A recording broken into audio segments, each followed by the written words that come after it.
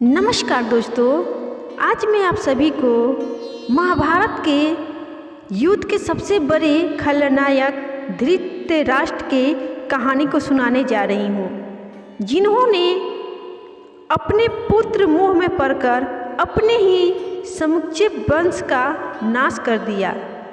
लेकिन क्या आप ये जानते हैं कि धृतराष्ट्र का जन्म से अंधा होना या उनकी जलकर दर्दनाक मृत्यु का होना ये स्वाभाविक नहीं था, बल्कि ये उनके पाप कर्मों का फल था।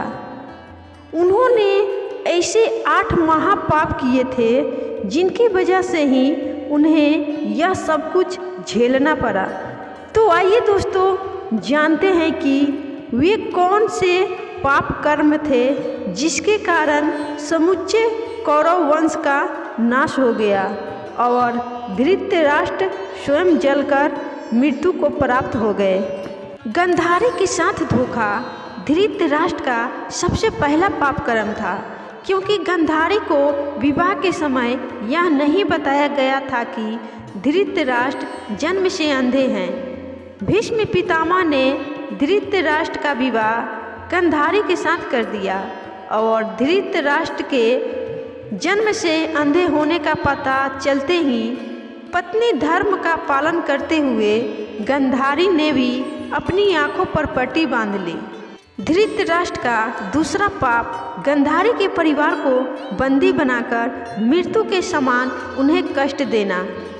धृतराष्ट्र को जब यह बात पता चला कि गांधारी तो विधवा थी और उनके साथ तो यह छल हो गया है, जबकि विद्वानों के अनुसार गांधारी के पहले विवाह से उन्हें गंभीर प्रकोप का सामना करने का योग था, जिसे दूर करने के लिए उनका विवाह एक बकरे से कराया गया। इसके बाद धृतराष्ट्र से उनका विवाह हुआ ताकि वह किसी भी तरह के प्रकोप से बचे रहे। लेकिन धृतराष्ट्र ने इसका दोष गांधारी के पिता राजा सुबाल को देते हुए उन्हें और उनके पूरे परिवार को कारागार में डाल दिया। उन्हें कारागार में भोजन भी केवल एक व्यक्ति के पेट भरने का देते थे। जब राजा सुबाल वह सारा भोजन अपने सबसे छोटे पुत्र शकुनी को दे देते थे ताकि उनके वंश में कोई तो जीवित बच सके और धृतराष्ट्र से प्रतिशोध ले सके। धृतराष्ट्र का तीसरा पाप दासी के साथ सहवास करना था। गांधारी के पुत्र जिनको कौरव कहा गया, उनमें से एक भी कौरव वंशी नहीं थे। गांधारी ने महर्षि वेदव्यास से पुत्रवती होने का आशीर्वाद प्राप्त किया। तब उन्हें 2 वर्ष बाद 99 पुत्र और 1 पुत्री की प्राप्ति हुई। उधर गांधारी जब गर्भवती थी तो धृतराष्ट्र ने अपनी दासी के साथ सहवास किया। उनसे उन्हें 1 पुत्र की प्राप्ति हुई जिनका नाम युयुत्सु था। तब कौरवों की संख्या 99 से 100 हो गई। धृतराष्ट्र का चौथा पाप पांडवों के साथ किया गया अन्याय था। वह जानते थे कि पुत्र मोह में पड़कर वह पांडवों के साथ जो अधर्म कर रहे हैं वह उचित नहीं है, लेकिन उन्होंने फिर भी वही किया और सारे वंश का सर्वनाश कर दिया। महाभारत युद्ध रोकने के लिए महात्मा विदुर ने उन्हें कई बार समझाया और युद्ध के परिणामों के बारे में बताया, लेकिन सब कुछ जानते समझते हुए भी धृतराष्ट्र चुप ही रहे और केवल दुर्योधन और शकुनी की ही बात मानते रहे। और 5वां महापाप द्रौपदी चीरहरण के समय धृतराष्ट्र का चुप रहना, यह एक ऐसी घटना थी जिसने महाभारत युद्ध की नींव डाली। यह कहना बिल्कुल भी गलत नहीं था। द्रौपदी का चीरहरण एक ऐसी घटना थी जिसने प्रतिशोध की अग्नि को जन्म दिया और फिर उसका परिणाम इतिहास का सबसे बड़ा युद्ध महाभारत देखने को मिला। धृतराष्ट्र का छठवां पाप अपने भाई के बच्चों का हक छीनना भी था। हालांकि यह उन्होंने स्वयं नहीं किया, लेकिन जब भगवान श्री कृष्ण ने पांडवों के लिए केवल 5 गांव मांगे, तब दुर्योधन के इनकार करने पर धृतराष्ट्र का चुप रहना भी पुत्र मोह में पड़कर अधर्म का साथ देना ही था। भीम को मारने की इच्छा धृतराष्ट्र का 7वां पाप था। जब महाभारत समाप्त हो चुका था, तब सभी पांडव धृतराष्ट्र से मिलने पहुँचे। वहाँ भीम के अलावा सभी ने धृतराष्ट्र को प्रणाम किया। जब भीम की बारी आई तो भगवान श्री कृष्ण ने भीम को रोका और भीम की जगह उनके ही आकार की बनी एक लोहे की मूर्ति आगे बढ़ा दी। उस समय धृतराष्ट्र पुत्रों के वध से अत्यंत क्रोध में थे।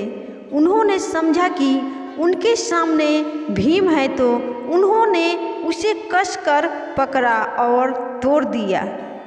लेकिन जब उनका क्रोध शांत हुआ तो भीम को मृत समझकर रोने लगे। उसी समय भगवान श्री कृष्ण ने उन्हें बताया कि वह उनके क्रोध की अग्नि को जानते थे, इसलिए भीम की जगह उनके आकार की मूर्ति आगे कर दी थी।